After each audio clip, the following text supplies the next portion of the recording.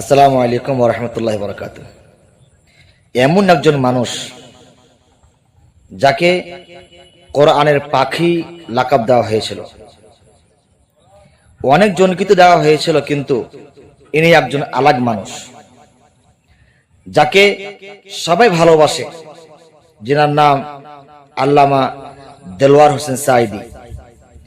তিনার কয়েকটি ভিডিও এখন খুব ভাইরাল, অনেক শোনা হচ্ছে, দেখা হচ্ছে। ওই সব ভিডিওর মধ্যে একটা ভিডিও আমি আপনাকে শোনাচ্ছি। ভিডিওটি শুনে দেখেন এবং বর্তমান যুগের যে অবস্থা তাতে মিলিয়ে দেখবেন, একদম অক্ষরে অক্ষরে মিলবে। আগে শুনে আসি। মানুষ মারো, তোমরা মানুষ মারো।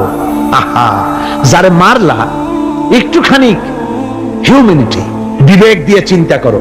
যাকে মেরেছ ওই রাত্রে তার বাড়ির কাছে যাও, ওই রাত্রে গোপনে তার বাড়ির কাছে গিয়ে দেখো তার মা কিভাবে তার সন্তানের জন্য কাঁদতেছে, মায়ের কোলটা খালি হয়েছে বলে কিভাবে কাঁদতেছে, তার বাবা কিভাবে কাঁদতেছে, তার বউ থাকলে কিভাবে ছটফট করতেছে, তার কলিজার টুকরা সন্তান থাকলে কিভাবে আব্বা আব্বা বলে কাঁদতেছে।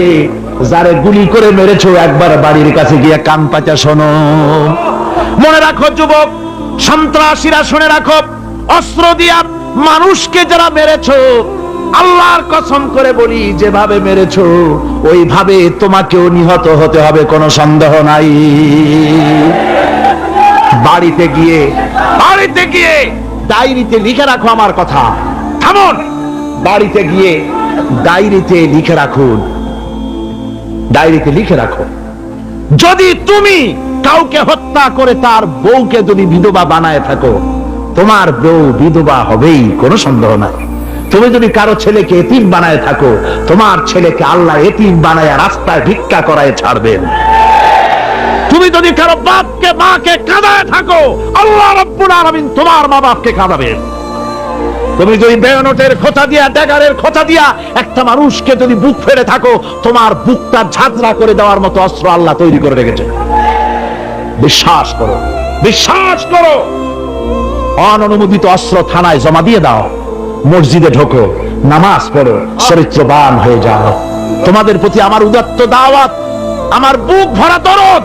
তোমাদের বিরুদ্ধে আমাদের কোনো বিদ্বেষ নাই, হিংসা নাই, আছে কলিজা বড় দরদ। দেখতে পাচ্ছি জাহান্নামের দিকে যাচ্ছ। এ পথটা কোন দিকের পথ? যারা বলেন কোথার পথ?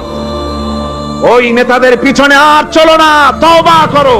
ওই নেতাদের পিছনে আর যাবে না যারা তোমাদেরকে টাকা দেয় আর অস্ত্র দেয়, যারা তোমাদেরকে মদ দেয় আর নারী দেয়, ওদের পেছনে আর চলবে না। ওয়াদা করো। যুবকরা কি পারবে ওয়াদা করতে? ওই সব নেতাদের পিছনে জীবনে আর যাবে না, ওয়াদা করতে পারো? হাত উঁচু করে দেখাও যুবকেরা।